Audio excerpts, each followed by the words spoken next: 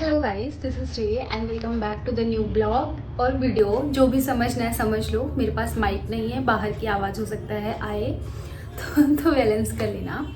तो बात ये थी कि तुम में से कई सारे लोग बोल रहे थे कि तुम अपनी बुक लिस्ट शेयर करो। तो मैंने कमेंट में रिप्लाई भी किया कि बहुत सारी बुक लिस्ट यूट्यूब पे अवेलेबल है, you can go and check it out. But लोगों ने कहा नहीं, मुझे बहुत सारी से नहीं, मुझे तुम्हारे पास जो बुक्स हैं मुझे वो देखनी है, क्योंकि ऑब्वियसली रूम में जगह कम है और मैं ब्लॉगिंग करती हूँ तो यहाँ पे सारी बुक्स ऐसे दिखती नहीं है। तो मैंने कहा था कि जब पीसेस हो जाएगा तब मैं एक बुक लिस्ट का वीडियो बनाऊंगी, बट एक्चुअली में पीसेस पोस्टपोन हो गया है। तो मैंने सोचा कि क्यों ना एक बार जो ऊपर से जो मेरे पास अभी बुक अवेलेबल है, क्योंकि सारी बुक अभी है नहीं वैसे सच, कुछ मतलब एक दो इधर उधर मिसिंग है मतलब। तो अभी मैं गई बुक निकाली। मैंने आज सबसे पहले सोचा कि आज ब्लॉग नहीं, पहले बुक लिस्ट की बात करूँगी, क्योंकि वैसे भी दिवाली पास में आ रही थी तो मैं थोड़ा सा अपना बुक रैक भी इधर उधर कर रही थी, मतलब सही कर रही थी। तो मैंने सोचा कि यही अच्छा आइडिया है, इसे टाइम बता देते हैं। तो एक्चुअली में तुम्हारे लिए एनसीईआरटी की बुक्स जो है, कोई एक ऐप है, नाम उसका मुझे अभी याद नहीं आ रहा है, बट मैं ऐसे यहाँ पे ऐसे लगा दूँगी, क्योंकि वो इसमें अवेलेबल नहीं है। और वहाँ से एनसीईआरटी बुक सारी फ्रीली अवेलेबल होती है, वहाँ से भी डाउनलोड करके पढ़ सकते हो। बट मैंने जो हार्ड कॉपी ली है मैं वो बताती हूँ। तो प्रीलिम्स के लिए 5 सब्जेक्ट। मेरा आईपैड किधर, एक सेकेंड, क्योंकि मैंने आईपैड में थोड़ा सा टाइमलाइन बना रखा था, क्योंकि मुझे आधे से ज़्यादा बात करते करते मैं लेट हो जाती हूँ। हाँ तो एक सेकेंड।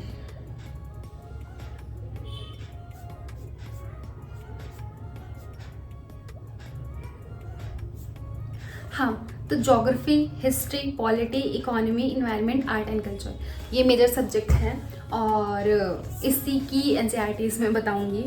तो देखो, अगर बहुत सारे लोगों का ये क्वेश्चन होता है कि 6 to 12 एनसीईआरटी पढ़नी है कि नहीं। तो देखो क्या कर सकते हो तुम, अगर जैसे अभी तुम्हें 2027 या फिर 2028 या फिर 2026 में अटेम्प्ट्स देने हैं, तो मैं तुम्हें सजेस्ट करूँगी कि पढ़ो। मतलब 6 वाली पढ़ो, फिर 7th वाली पढ़ो, फिर 8th वाली, फिर 9th वाली, फिर 10th वाली, फिर 11th, फिर 12th, क्योंकि अभी तुम्हारे पास टाइम है। और जब तुम एनसीईआरटी पूरा 6 to 12 पढ़ोगे ना, तो तुम्हें मतलब एकदम से सब क्लियर हो जाएगा, सबका सब क्लियर हो जाएगा, क्योंकि 6th में बहुत बहुत बेसिक सा सब कुछ है, 7th में थोड़ा सा उससे ऊपर है, 8th में थोड़ा सा उससे ऊपर है, 9th में थोड़ा सा ऊपर है, फिर 10th 11th 12th में वही चीज़ें रिवाइज कराई गई हैं, रिपीट करी गई हैं। तो अगर टाइम है तो पढ़ो, और अगर टाइम नहीं है तो 11th एंड 12th की पढ़ो, ठीक है। दूसरा क्वेश्चन मोर ऑफन रहता है कि एनसीईआरटी की नोट्स बनानी चाहिए या नहीं। तो एनसीईआरटी की नोट्स नहीं बनानी चाहिए, एनसीईआरटी अच्छे से पढ़ो। एनसीईआरटी ऑलरेडी बहुत नोट्स फॉर्मेट में ही है, लेकिन ऐसा है कि उसमें से कुछ कुछ पॉइंट्स नोट डाउन कर सकते हैं, लेकिन नोट्स नहीं बनानी है एनसीईआरटी। पहली रीडिंग में हाईलाइट नहीं करना है, पहले पढ़ो। उसके बाद यूपीएससी के क्वेश्चंस देखो, पीवाईक्यूज जो आए हैं उसको देखो कि कहीं से ऐसा है कि कहाँ से क्वेश्चन पूछ रहे हैं, वो टॉपिक एनसीईआरटी में कहाँ है, फिर ढूंढो, फिर जाओ, फिर एनसीईआरटी पे जाओ। और फिर उसके बाद एक शॉर्ट नोट्स, जो आप शॉर्ट नोट्स की आपकी जो नोट्स होगी, जहाँ पे आप शॉर्ट इंपॉर्टेंट टॉपिक्स लिखते होंगे, वहाँ पे लिखें। तो एनसीईआरटी की नोट्स पहली रीडिंग में तो बिल्कुल भी नहीं बनानी है, जो बनानी भी है वो पीवाईक्यू से कनेक्ट कर करके बनानी है, समझ गए ना। मेहनत बहुत है, क्योंकि यूपीएससी एग्ज़ाम में ही मेहनत है, शॉर्टकट में मत जाना, नहीं तो बहुत परेशान हो जाओगे। ये सब बातें एक्चुअली स्टार्टिंग में कोई बताता नहीं है, बट अगर तुम यहाँ से एक ऑर्गेनाइज वे से तैयारी करोगे तो तुम्हें काफ़ी ज़्यादा अच्छा और ईजी हो जाएगा। तीसरा, बस हाँ, यही 2 चीज़ मुझे मेंशन करनी थी। एडवांस बुक के बारे में हम कभी फिर बाद में बात करेंगे। तो सबसे पहले पॉलिटी की बात करते हैं। तो पॉलिटी की मेरे पास 2 बुक है, इंडियन कॉन्स्टिट्यूशन एट वर्क, ये वाली बहुत इंपॉर्टेंट बुक है, पढ़ो बहुत अच्छे से, इसमें सब कुछ दिया गया है, काफ़ी न्यूज़पेपर वगैरह लगा लगा के। तो ये एक बुक ये है,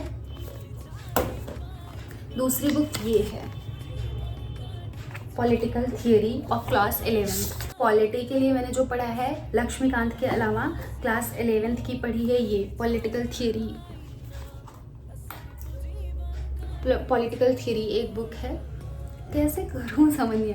हाँ, एक ये और एक ये 2 बुक है पॉलिटी के लिए। और इकोनॉमी पे आते हैं। इकोनॉमी पे 2 ही बुक मतलब मेरे हिसाब से इम्पॉर्टेंट है। मैंने 2 ही बुक पढ़ी है, बाकी मैंने नोट्स पढ़ी है, अपनी क्लास करी, कोचिंग की क्लास की नोट्स पढ़ी है और PYQs वगैरह देखे हैं। तो मोस्ट इम्पॉर्टेंट मैक्रो इकोनॉमिक्स ये पढ़ लो, इससे ऑलमोस्ट आधा सिलेबस कवर हो जाएगा। सारे टॉपिक जो कि मतलब इकोनॉमी में यहाँ से लेके वहाँ तक जो भी चीज़ें रहती हैं वो इसमें से तुमको मिल जाएंगी। फॉर्मूलेस वगैरह दिए गए हैं इसमें, वो सब नहीं देखना है, बस बेसिक जो चीज़ें हैं वही पढ़ लो। बाकी इंडियन इकोनॉमिक डेवलपमेंट ये बहुत इंपॉर्टेंट है, बहुत ज़्यादा। मतलब मेरे सर जब इकोनॉमिक्स पढ़ाना शुरू किए थे तो पहले ही बोले थे कि यही पढ़ के आना। पढ़ने में थोड़ा सा तुम्हें लगे कि मज़ा नहीं आ रहा है, हो सकता है लगे, लेकिन कुछ लोगों को बहुत मज़ा आती है। बट ये बुक ज़रूर से ज़रूर पढ़नी, बहुत इंपॉर्टेंट है। पॉलिटी हो गया, इकोनॉमिक्स हो गया। हिस्ट्री के लिए मेरे पास मेरी बुक थोड़ी सी ये हो गई है। मैंने तमिलनाडु बोर्ड भी पढ़ी है, मैंने पार्ट 1 पार्ट 2 करके एक है ना, थीम 1 थीम 2 थीम 3 थीम 4, वो भी पढ़ी है, लेकिन वो मेरी घर पे है। यहाँ पे मेरे पास एक ये है तमिलनाडु बोर्ड की, एंशिएंट एंड मिडिवल इसमें है।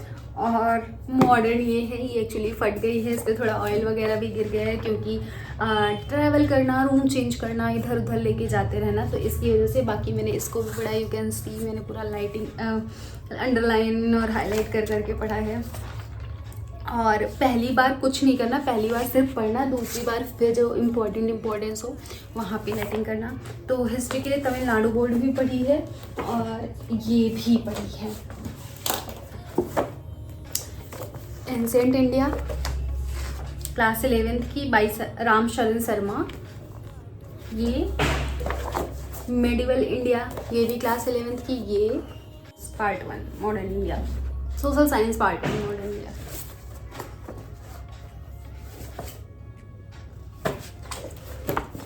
ये दोनों भी पढ़ी है, क्योंकि मेरे सर ने कहा था ये पढ़ना, तो इसकी वजह से ये दोनों भी पढ़ा है।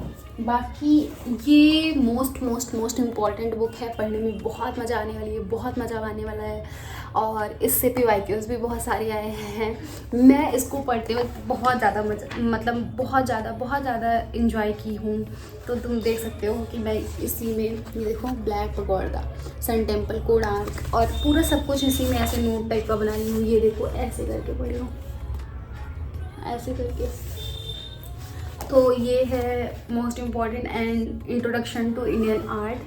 ये पार्ट 1 है क्लास 11th की। इसके अलावा मैंने और कोई नहीं पढ़ी है। और उसके बाद हम आते हैं ज्योग्राफी पे। तो ज्योग्राफी पे मेरे पास एक ज्योग्राफी नहीं है, बाकी 3 है। मोस्ट इम्पॉर्टेंट बुक है ये, बहुत सारे लोगों को पढ़ते देखा होगा। एक्चुअली ये मतलब समझ लो रामबाण टाइप से, फंडामेंटल्स ऑफ फिजिकल ज्योग्राफी। अगर तुम ये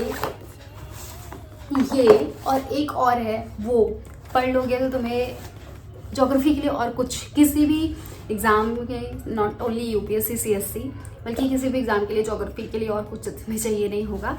तो fundamentals of physical geography, India physical and environment, human geography, एक ज्योग्राफी और है लेकिन वो मेरे पास अभी नहीं है, तो उसका मैं ये लगा रही हूँ, ये वाली।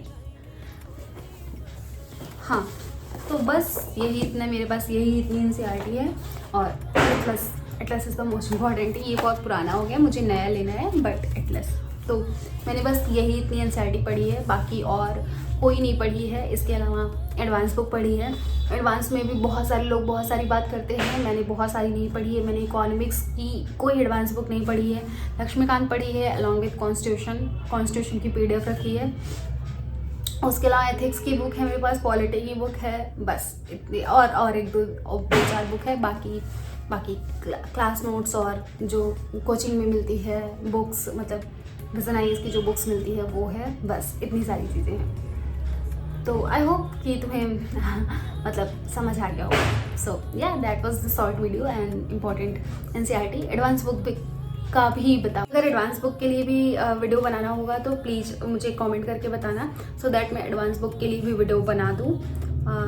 तो हाँ, that was it. Thank you so much for watching the video, और अच्छे से पढ़ाई करो, अपना ध्यान रखो। चलो अभी bye bye, take care. And Diwali पास में है तो तैयारी करो, सब कुछ साफ सफाई करो। चलो। Bye bye. Take care. Oh, yeah. Like, share and subscribe to the channel if you haven't.